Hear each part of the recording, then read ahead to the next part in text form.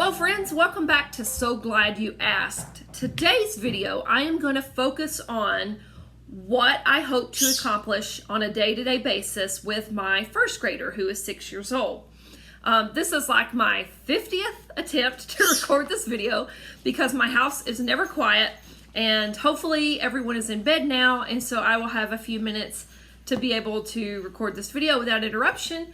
However, our bird still keeps wanting to participate in the conversation, so please excuse the chirps and squawks. Okay, so as I mentioned in the video, what does a homeschool day look like? We start our day at the table reading a chapter of the Bible together. And I do not ask that my 6-year-old participate in that, but she typically is present. She will be playing on the floor, or petting the dog nearby, or sometimes she will even come up to the table and read with us. It's up to her, it's not expected, but if she wants to participate there, she can, and if she does, then I don't ask for her to do any other reading for the day, because certainly the Bible is written in a level of reading comprehension that is beyond what you would expect for a first grader. So once she's been challenged in reading those words and phrases, I feel like she's accomplished what she needs to for the day, and she's doing pretty well.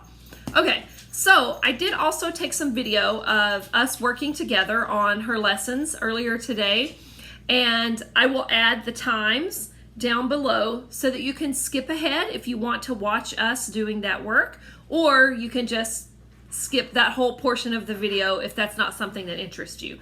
And I won't be offended, okay? In fact, I won't even know. So, all right, let's take a look. Today we worked on reading. That's one of the things that she's expected to do as part of her language arts. She was the slowest of my children in learning to read, and it definitely took her a bit longer than the others. And that's okay, but she's doing pretty well now, as you'll see in this video. And what I do is I just ask her at this point, because she has a pretty good basis for reading, I just ask her to bring me a book, and then she reads from it. And we get books from the library, or we have our own personal library here at home. Occasionally I will pick out like a reading text material for her to read from if she's kind of not inspired by any of the books that are available to her or to us. Today she read this book for me, Cake Soup. It's a level 1 reader. Wasn't terribly hard. In fact, I don't think it challenged her much at all today. And then another book that she's been reading these last few days. This one is a bit harder. It's got some longer words, some longer passages, so you can see there. Here, today we read this whole book, and as we've been reading through this book, I may ask her to only read like this page to this page, and then I'm going to go back, and this page and this page. So the bulk of what she's reading is not a lot, but I just sort of get a feel for, do I feel like she's been challenged and has had sufficient practice reading for the day? So that's what we do there for that portion of language arts. The other part that we are working on is the handwriting, and she has been doing, of course, writing in print, writing her letters and writing words for a while. I really like the Kuman books, and this is I think the second one in the series. I will talk more about that later in another video when I'm doing my reviews. But this one, she is almost to the end of it. And at this point, she is not only writing the words out, but she's also reading them to me. So let's see, where were we working today? Here's what she did today. Okay, so you can get an idea there for how well she's doing. This is one of the things that I do ask her to do independently when I need her to do work independently. But if at all possible, I like to actually watch her do this so that I can catch any mistakes that she may be making in the formation of the letters, so as to avoid developing any bad habits. Okay. In addition, she's also working the early stages of learning cursive. Okay. And this is the book that we are using for that. It is a product from Classical Conversations because the material is developed to partner very nicely with the work that we're working on for Classical Conversations. And this book is a lot of fun. Here she's making the capital letter O. And then also there's some drawing exercises to help change it up a little bit, to keep it from becoming just too monotonous and all about trying to accomplish the letters. So she says that she likes that she thinks it's fun to be able to do the drawings in addition to writing in cursive, okay? And then the other main part of what's expected of her as a first grader is, of course, math. That is another area that we like to hit every day, regardless of whatever else may be on our agenda for the day. If we have appointments, doctor's appointments, not field trips. Field trips usually take the whole day. Play dates with friends in the afternoon, that kind of stuff. We will always have math and language arts as something that we want to accomplish. And then this is what she's using right now. This is Singapore math. Okay. And I have really enjoyed the methods of teaching. I like that. Here's an example of a lesson. It's in color, there's cartoons, it's fun, there's little stories, and then this is the textbook. They're usually in 2 different segments so that the book itself is not very big. It's not overwhelming and it's not scary. And then she has a workbook that she uses that coincides with the lessons in the textbook. And then this was, let's see, this is where we were working today. It was actually a review. That was what we did today. And then we also did this next page. And I mentioned in the video when we were working together, in case you don't take the time to watch that, I like to just pick a chunk of math work. And, you know, if there's a 1 page and it has a lot of practice on that 1 page, that may be all we do. If it's kind of a light practice, like in the case for today, we had a word problem and another word problem. That's 2 problems. Turn the page. We're going to keep working. So that was what we did for today. Occasionally, we mix things up by adding in logic. I feel that logic is a very important aspect of good thinking.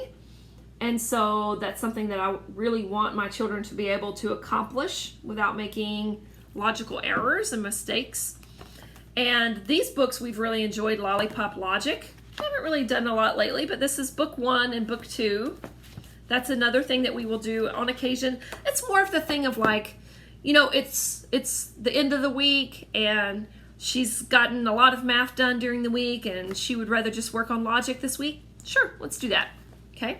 So that's pretty much the extent of what she accomplishes in the day. She still has to do her chores. She is not yet being asked to do any like piano or Spanish or typing or any of those things. So that's pretty much her day. And if you watch the videos that we worked on together, you'll see that it only took us about, I want to say maybe 20 or 30 minutes, possibly. Of course, you don't have the portion of our day that we spent going over our Classical Conversations memory work or the Bible reading. It was mostly just the math and language arts. But all to say, it doesn't take a lot. And again, in future videos, I hope to actually sit down and do a review of what we've liked and what we haven't liked of all the different materials that I've just shown you today. But anyway, in case you were wondering, what does the day look like for our first grader and what do we plan for her to accomplish in her first grade year? That's it. So glad you asked. So stay tuned. If you like this video, give me the thumbs up, subscribe, tell your other homeschooling friends, and hang in there. You are doing a great job. You are doing a better job than you even know. Okay, friends, so here we are. This is my first grader, and she would like to read a little bit of her book for you. Okay, go ahead, please. It is... Oh, wait. She's reading the book Cake Soup. All right. It is Chloe's birthday. Time to make the cake. In goes the egg, the mix. In goes the milk. Oh no. Okay, let's show the pictures. Very good. Okay. Next. Oh. Next goes the eggs. 1 egg, 2 egg, 3 egg, lots of eggs. Let's show the picture. Wow. Look at all those eggs. I'm not sure the mom would be happy with that. Yep, you're probably right. I mean, you would be mad with it. I would. I would say, what happened here? Okay. This cake is not good. It needs ice cream. It needs candy. It needs juice. Those are funny things to put into an cake, isn't it? Yeah. Well, it's bad when you're sick.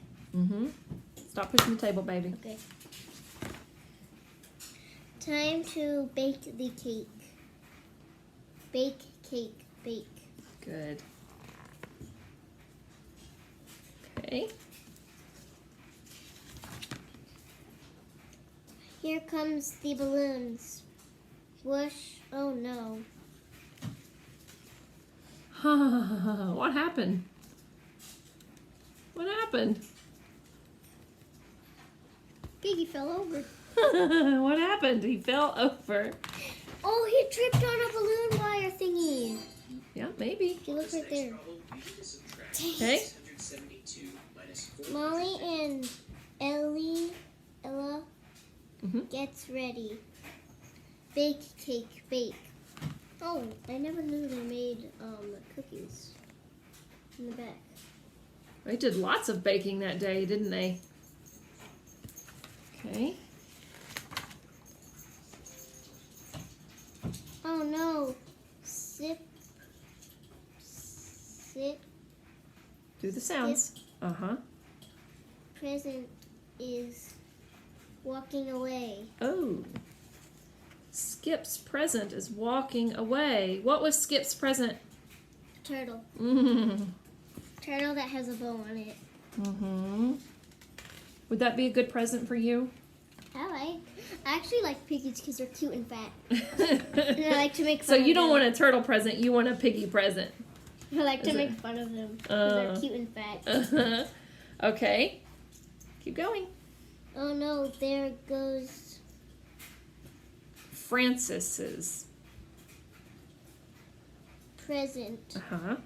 Boom, look out. Okay, look at these first words. Does it say, oh no? What does it say? No, it says, uh-oh. Uh-oh. Good. Okay, how about over here? Bake, cake, bake. Good. I thought they had a disaster. Oh my goodness. It does seem like things are falling apart a little bit. Boom. Okay. Ding dong, is Loey. Happy birthday, Loey. Okay. Time to take the cake. Uh-oh. Time to... What does it say? Out the cake. Good. Time to take out the cake. Yep. Very good. Okay, almost done. Here comes the cake. That cake is not cake. It is soup. Do you want to eat a cake like that? Yes, we can drink it. Ah, you would drink the cake. Probably Okay. that's what's gonna happen. You think so? Okay, Thinking. let's see. Ah! Have you read this story before? Yeah. Okay, keep going. Cake soup for everyone. Yum, yum.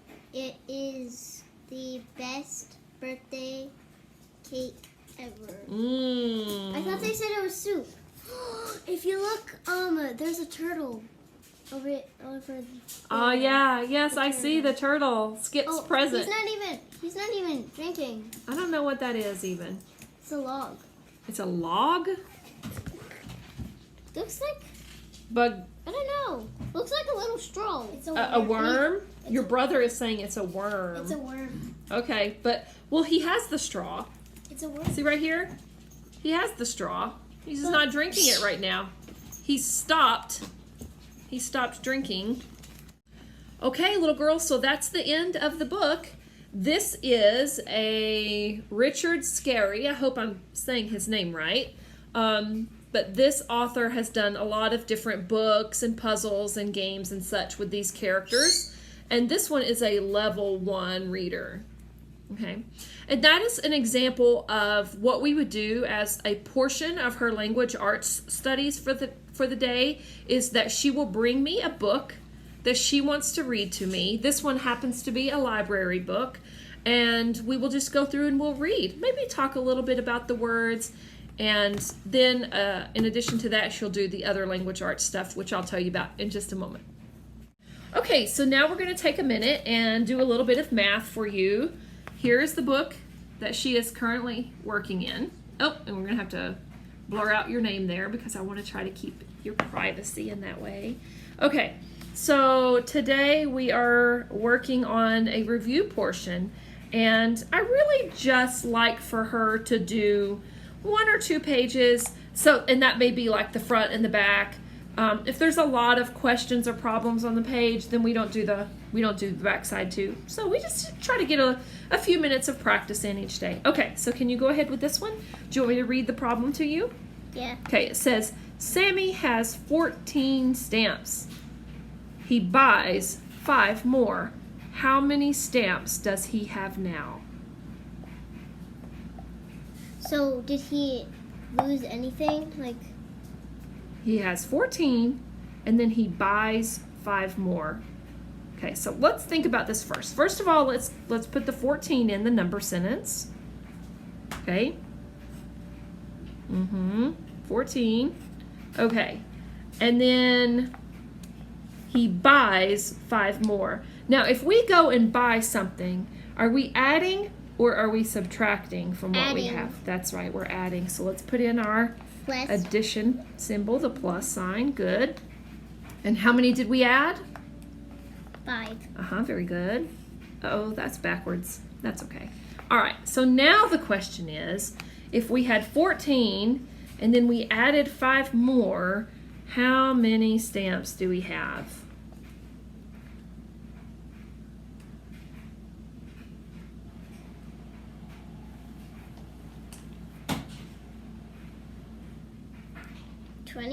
Close. So here's 14. Okay, so we know that that's 14. So then let's count with the extra ones. Can you count it out loud so I can hear where you may be going wrong? What's this? 14. What's this? 5. 15. 16, 17, 18, 19. 19. Is it 20? No. Thank you, brother. Here, go ahead and put the 19 there. 19. Good. Or, remember when we were learning how to do this kind of math, one of the things that it showed us was we could just start with the 4. We know this is 10, so we could just take and say, oh, the 4 plus the 5 is 9, and then we have the other 10 too, right? So that's sometimes easier to think about 4 plus 5 instead of 14 plus 5. Yeah, but it's hard because if you add 14 and then you add 5, you have to mix it together, then you have to count all of that. That's the hard thing. Okay, so then it says here, he has blank stamps now. How many? 19. Good, write it in. Good. Good. Okay. Now, the next problem says there are 12 ducks. 4 are swimming. How many ducks are not swimming? Okay, so how many goes here? What are we starting with? 0. 4. There are, wait a minute. There are 12 ducks. How many are we starting with? And 12 ducks. That's right. Good.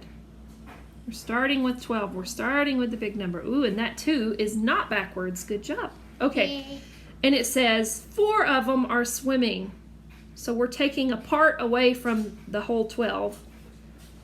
That's right. The minus. Minus how many? 4. 4. We're going to separate out the 4 that are swimming because we want to know how many are not swimming. So if we have 12 altogether. 7. Close. Look again. 8. 8. That's right. Okay, now, can you read me that math sentence? 12 minus 4 equals 8. Good. Okay, so that's only 2 problems. So let's go ahead and do a couple more because that was only 2 today. All right. Now, let's look at these.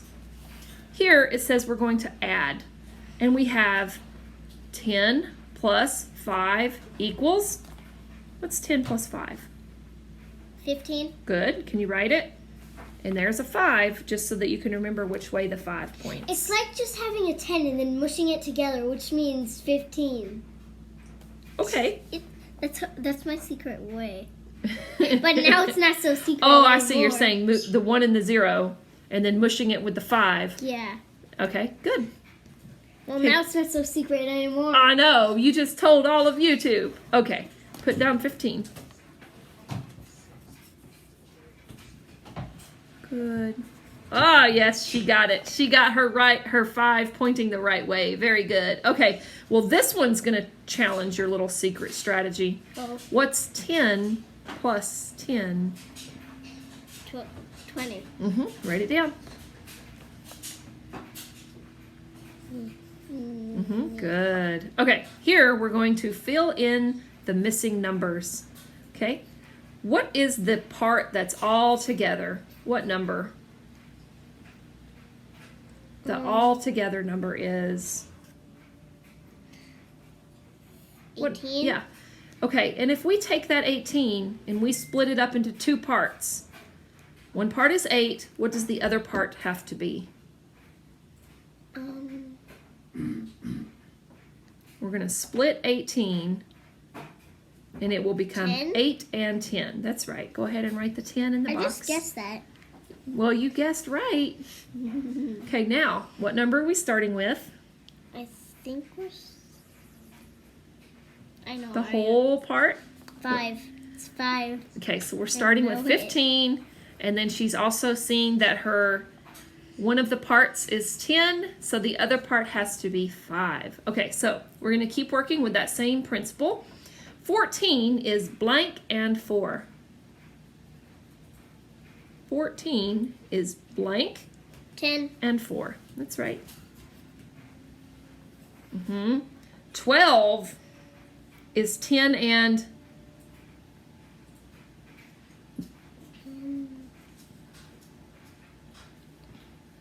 2. 2. You got it, girl. Okay, now this time we're just filling in the missing numbers. Okay, 11, 13, 14. 12. You got it. Usually I wouldn't say, I'll just do it. Okay.